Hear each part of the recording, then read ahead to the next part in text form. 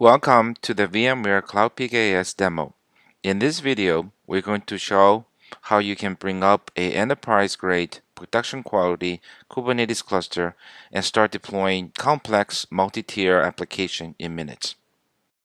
To start consuming Cloud PKS, you first log into the VMware Cloud PKS portal. VMware Cloud PKS portal leverages OpenID Connect for authentication. Once logged in, you will have the option to create a Cloud PKS Smart Cluster. Cloud PKS Smart Cluster comes in multiple form factors. We will review those form factors in detail. You can also have the option to access existing cluster that has already been deployed using your single sign-on credential. Cloud PKS offers the ability to organize resources through the use of folders, projects, smart clusters, and namespaces. And also you have the ability to manage access policy by assigning users and groups to existing folders and projects. So to deploy a cluster is super easy. Simply click on the new cluster icon.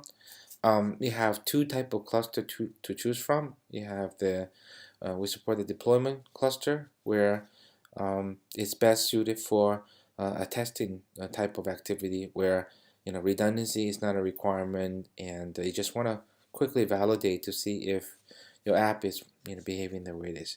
And they also have the option to deploy a full production cluster, and this full production cluster has high availability, right? Both in terms of the cluster itself as well as the redundancy across multiple zones and different availability and through use of multiple master nodes and etc database.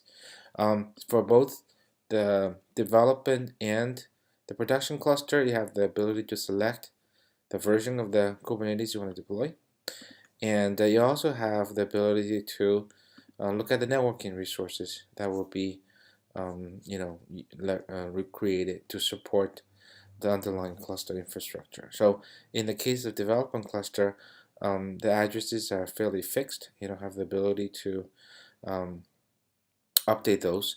But for the production cluster, you can actually customize the addresses based on your organizational policies.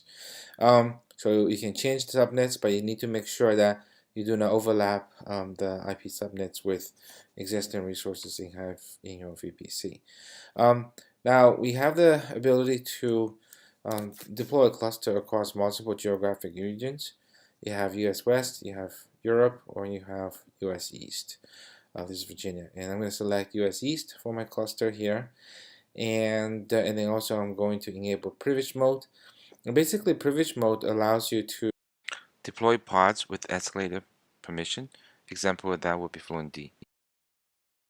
And by using the privilege cluster, you should be able to deploy those.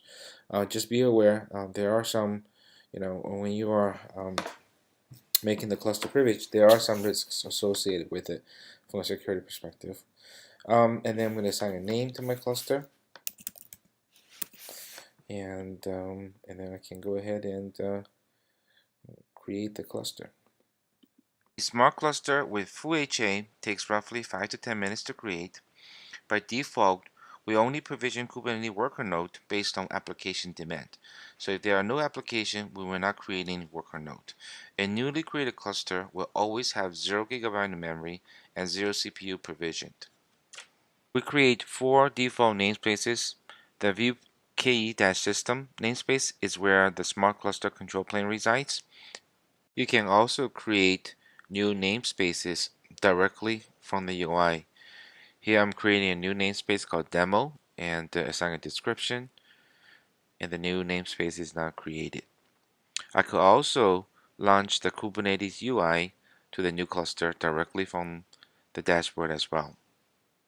We leverage your single sign-on credentials to access the Kubernetes UI, and once you are in the Kubernetes UI, you could start to manage the new namespaces you have created. You can view your workload specific information such as the deployments, cron jobs, daemon sets, and you will also have the ability to actually deploy application stack directly from the UI, but for the purpose of this demo, we're going to use the kubectl CTL later to show the application deployment.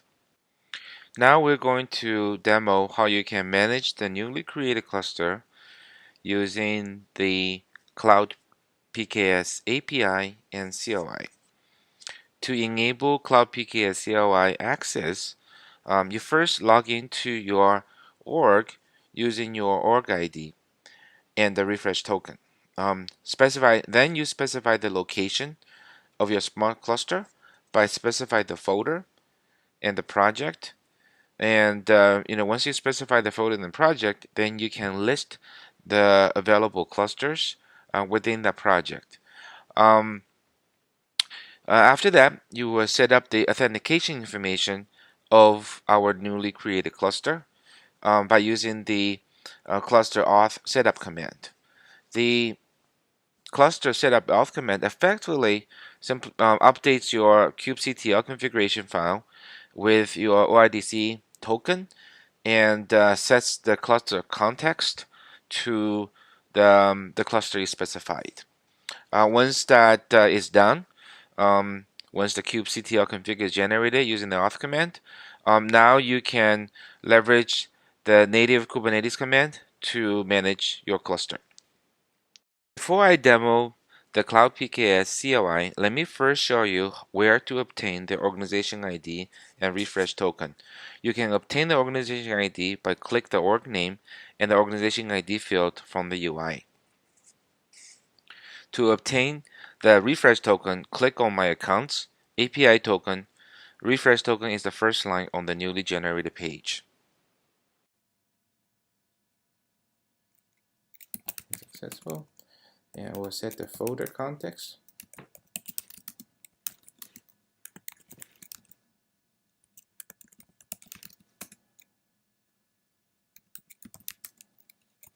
Set the project context.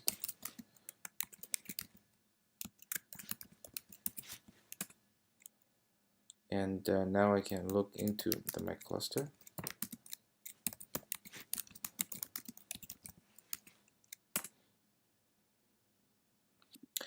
Once I have this information ready, I will then set up my cluster.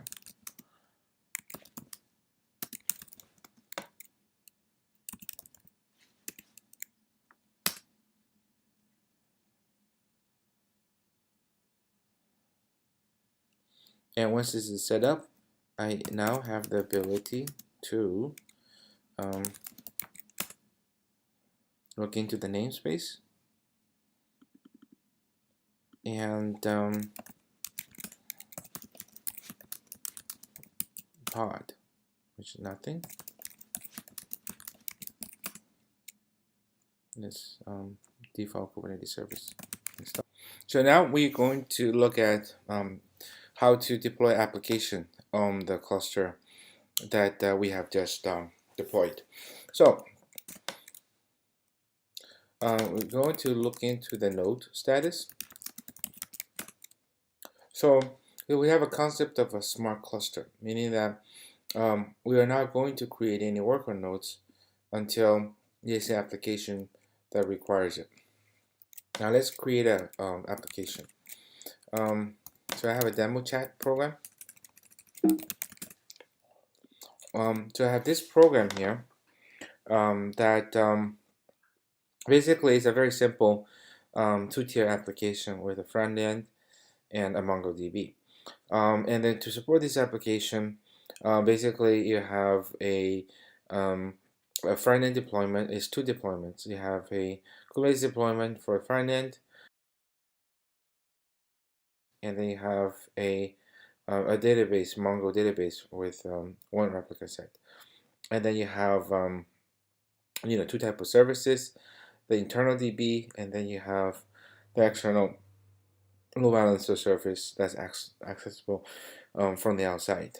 And I'm going to show how this is going to be consumed. So let's look at the demo. So this is a deployment with 3 replicas and with port 5000 and with the load balancer type. And this is the type load balancer here. So I'm going to create this application. The first action Cloud PKS will perform is to create sufficient worker nodes required for the application. And once the worker node is created, Kubernetes scheduler will schedule the pod and service creation on the new worker node. Once pods and services are active, Kubernetes will then register the newly created pods to the services based on label selector. A label selector is something you defined in the YAML of the Kubernetes configuration, and that basically determines what resources map to what services. Once we confirm the expected pods and the services are running active, we can then use the kubectl describe service command to obtain the external IP address, or in this case, the load balancer that's required for us to reach and validate the application. Simply copy the fully qualified domain name of the address and go to your browser and open a new window and paste the address into the URL window, and now our application is running. This concludes our demo. Thank you so much for watching the video, and I hope you find this information to be helpful, and I encourage you to try out Cloud PKS today. Thank you.